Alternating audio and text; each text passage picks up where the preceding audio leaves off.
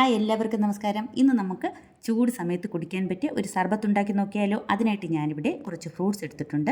മുന്തിരിങ്ങ, ആപ്പിളിൻ്റെ പകുതി, ഓറഞ്ചിൻ്റെ പകുതി, തണ്ണിമത്തൻ, നറുനണ്ടി സിറപ്പ്, പിന്നെ ഒരു 4 രസകദളി പഴം. രസകദളി ഇല്ലെങ്കിൽ പാളയംകുടനാണെങ്കിലും മതി. നമുക്കതിനെ ഒന്ന് നന്നായിട്ടൊന്ന് ഉടച്ചെടുക്കണം. ഞാനിവിടെ ഫോർക്ക് ഉപയോഗിച്ചാണ് ഒടിച്ചെടുക്കുന്നത്.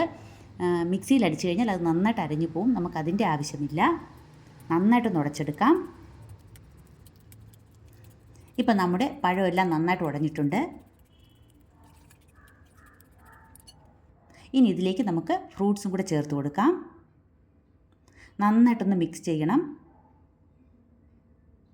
ഇനി നമുക്കിതിലേക്ക് നറുനണ്ടി സിറപ്പും കൂടെ ഒഴിച്ചു കൊടുക്കാം. ഇതിൽ പഞ്ചസാരയുടെ ആവശ്യമില്ല. നറുനണ്ടി സിറപ്പിൽ പഞ്ചസാരയുണ്ട്, പിന്നെ ഫ്രൂട്ട്സിലും മധുരമുണ്ട്. അതുകൊണ്ട് ഇനി പഞ്ചസാര പ്രത്യേകിച്ച് ഇടേണ്ട കാര്യമില്ല. നന്നായിട്ടൊന്ന് മിക്സ് ചെയ്ത് കൊടുക്കാം. ഇപ്പം നമ്മുടെ സർബത്ത് റെഡി ആയിട്ടുണ്ട്. ഇനി നമുക്കൊരു ഗ്ലാസ്സിലേക്ക് മാറ്റാം. ഞാൻ ഐസ് ക്യൂബ് ഇട്ട് കൊടുക്കുന്നുണ്ട്. ഇനി ഇതിലേക്ക് നമുക്ക് സർബത്ത് കുറേശ്ശെ ഒഴിച്ചു കൊടുക്കാം. ഞാൻ നേരത്തെ കുറച്ച് കസ്കസ് വെള്ളത്തിൽ കുതിർക്കാൻ വെച്ചിട്ടുണ്ട്. ചൂട് സമയത്ത് കഴിക്കാൻ പറ്റിയ ഒരു ഡ്രിങ്ക്സാണ്. ഇപ്പോൾ നമ്മുടെ സർബത്ത് റെഡി ആയിട്ടുണ്ട്.